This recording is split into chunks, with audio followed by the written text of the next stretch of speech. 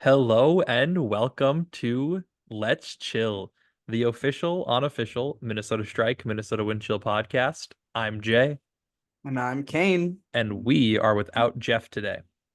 Nice shirt.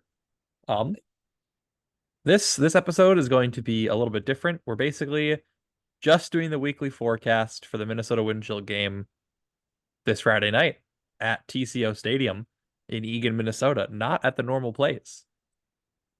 Yes, I also just realized that your background and my background are inverted, and this is very visually pleasing, which is awesome. Yes, TCO Stadium this upcoming Friday, quite possibly the most highly anticipated matchup, maybe ever for us.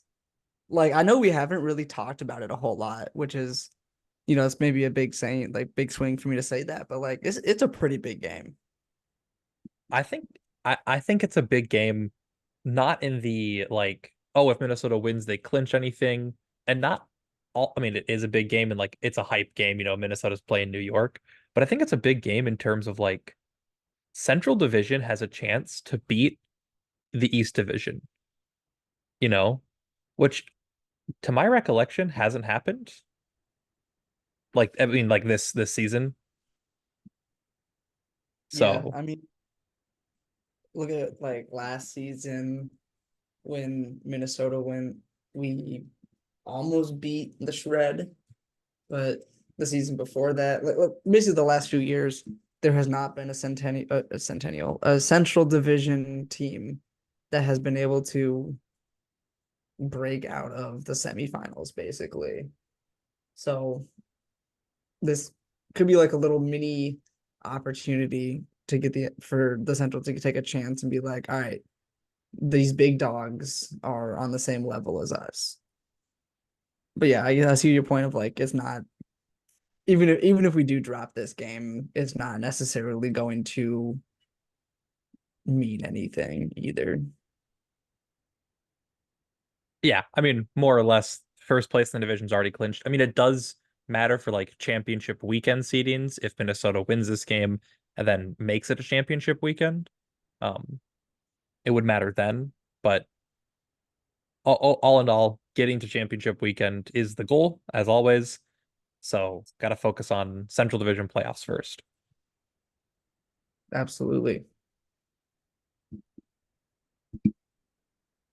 You had the agenda. What was the Oh, the yeah. next one, The docket? next thing is just talking like specifics about this New York Minnesota game, like the rosters. Um, Looking at as of today, Wednesday, July 10th, 2 days before the game, the wind chill roster is it's not looking shorthanded by any means, but there are some big names who will not be at the game. Um, for starters, Will Brandt is listed as questionable. And I mean, we've seen what Will Brandt has been doing since he's been playing for this team. And those things that he does, amazing things. Puts up big numbers every game, key moments. He's super clutch. And Yeah, I honestly I don't even want to spend too much time on this one, mostly just because I'm hoping that it's not true.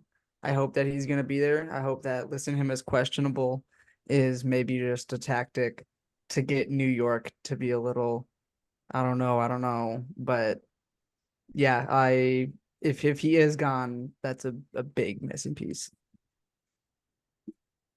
yeah, and if we look at the players that they have listed as out for the week, some big names, Brett Bergmeyer, Noah Hansen, Jordan Taylor, Christian Johnson, Tanner Barkis. I mean, Tristan Vandy Mortel as well.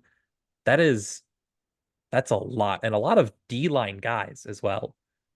Um, for a Minnesota defense that struggled this last week against Chicago, it's not super reassuring to see a whole bunch of D-line players not being rostered for this weekend.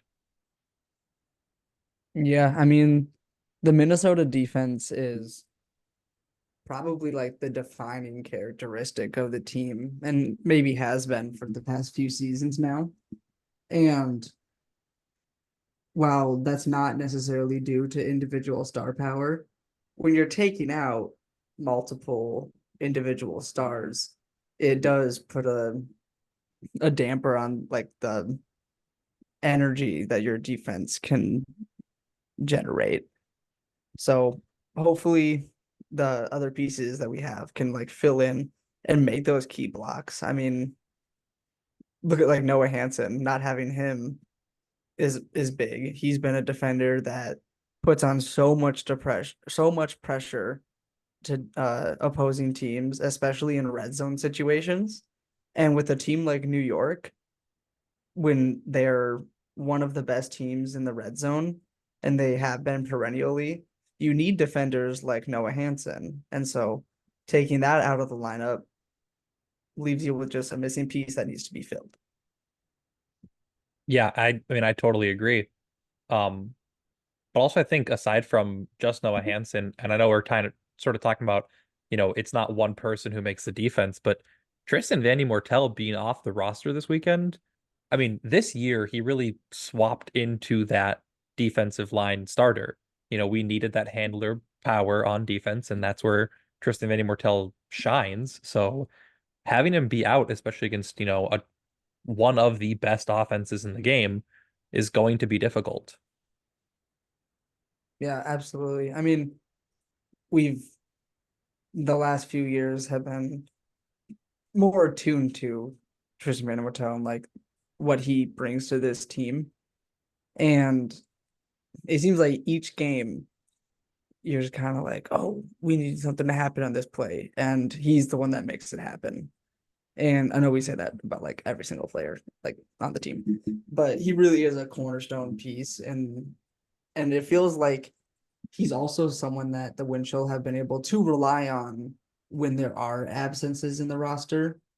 And so it's almost like who's the sub for the sub in a little bit. I mean, that's minimizing his role a little bit. But if you know what I mean, like he I is so Yeah, like versatile. last year, he really stepped up to fill in the gaps. Well, now Right. that he's not able to fill in the gaps, who's going to fill in the gaps that he filled? Exactly. Um, Do me a favor. Can you bring up you said Christian Johnson isn't going to be there? he's listed as out, correct?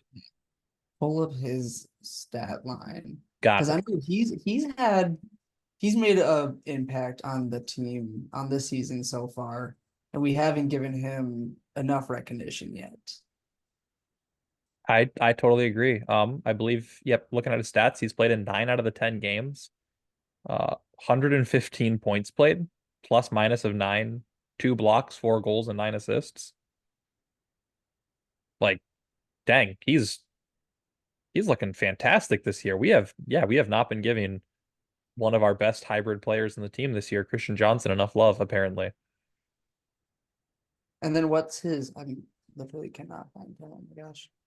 What's What's his his split of offense defense here? um he has slightly more defensive points played with 63 than offensive points played at 52. So he's 52 offensive points, 63 defensive. Yeah, I mean he's another guy who's been on this team. I mean he wasn't on it last year, uh, but making a comeback to the roster after being away for a few years here and coming up in a few key moments for sure. I remember the game against Chicago. I remember he had a few plays for you know good plays. I mean, I don't have the clips on, You're so going to need to be much more specific. Minnesota's played Chicago 3 times this year. this last game this past weekend, no other game matters but the most recent game or the next game. That's how That's sports that's a good mentality. is a really good mentality, especially if you're bad at the sport you play. Um, we focused a lot on the Minnesota's defense earlier. I want to look over at their offense because, as a lot of people know, New York has one of the best defenses in the entire league. They have, I think, like the joke is, at least like with us, that like Minnesota's defense wins games, defense wins games. But like, the fact that defense wins championships, offense wins games, defense wins championships New York highlights that. New York's defense is, again, objectively one of the best in the league. And Minnesota is missing Jordan Taylor and Will Brandt this weekend. Will Brandt is questionable, but I'm just going to assume that he's not going to be playing. And I mean, Jordan Taylor brings a lot of experience, a lot of like cool headedness. He's been in these situations, he knows how to play through them. Um, and then also Will Brandt brings that level of like swagger and star power with the ability to break through some of this tough New York defense. So I think missing both of those players significantly hinders Minnesota's chances this weekend. Yeah, I mean, when you're thinking of key playmakers on the Minnesota offense, those two names are probably my top two list. Um, Jordan Taylor continuously has been that middle line cutter that I feel like every single play he has touched the disc, whether it's a downfield pass, whether it's an in cut, he comes in as a reset for handlers. He's good in the deep space. Like Jordan Taylor is that guy for Minnesota. Um, and you pair that up with the handling core like Colin Berry, who slots in really nicely with, but then obviously Will Brandt. That's a lot of play generation that you now have to move around. And he just brings a certain type of play generation that like is hard for defenses to match up against. Yeah, 100%. Also, he's just fast. Like we don't talk about that enough. He's fast. Yeah, I feel like there are a lot of things about a lot of players that we don't bring up enough. And I think oftentimes we just forget that some of Minnesota has some of the fastest players in the league. Like these guys are Like flying down the field. There are yeah, times when Minnesota will put up a good I mean, sometimes they'll still catch it, but they'll put up a good defensive pressure, good defensive look based on just speed. There'll be a deep pass, they'll think they have Minnesota beat, and a defender gets close. They put up a good hustle. Um, yeah, I think we just underestimate that a lot. absolutely. All right, Taylor, get on the pod, please. agreed. Um, all right, I do want to bring up so every like for the big games, the UFA does the keys to victory. Um, I want to ask you, Caine, what do you think are three of Minnesota's keys to victory this weekend? Not, we got to think of a different name. Can't take the trademark keys to victory. Right, right. Um, we'll come up with it after we give our answers. I think first and foremost, we have to execute on defense. We have to generate turnovers because New York is not going to turn the disc over for us. And it's not at Seafoam, so we can't even be like, oh, it's going to be super windy there or whatever. And it's not like New York guys don't know how to throw in the wind. So first and foremost, I think our defense has to generate turnovers. Secondly, and kind of going right directly off of that, we have to be able to convert those points. I think, like you said, defense wins championships, and when we're going up against the championship defending team, we need to be able to play at that championship level. So being able to convert on those blocks is, I mean, a lot of pressure on the defense for this game for sure. But I think the final key will be playing a full 4-quarter game. Um, Minnesota can get a little bit sloppy. Sometimes they take a little bit of time to start up. They can't have either of that in this game. They need to be able to come out strong and they need to be able to play the full 4 quarters. Yeah, I totally agree. I think um basically the only one I would disagree with is playing the full four quarters. Not that they don't need to do that, and not that that definitely wouldn't be a key to victory. But that Minnesota usually does have a good full four quarters. Maybe they'll have a bit of a lackadaisical second half, but usually it's still stronger than their opponent's second half. Excuse me. I think though that a big one is not giving up on offense. Um, Minnesota, and I talk about this a lot, Minnesota turns the disc over a ton on offense, but their hold percentage is still decent because they get the disc back a lot. Um, For example, we're talking about players like Leo Salvo Fernandez has 2 blocks this season in 10 games played. He has not played a single defensive point all season. He has 2 blocks on offense, is what that means. So he's gotten the disc back from Minnesota twice. Um, and I like seeing that from players, really hustling, really getting the point back, really making sure that they fight for every hold. A turnover doesn't matter if you get the disc back and punch it in yourself.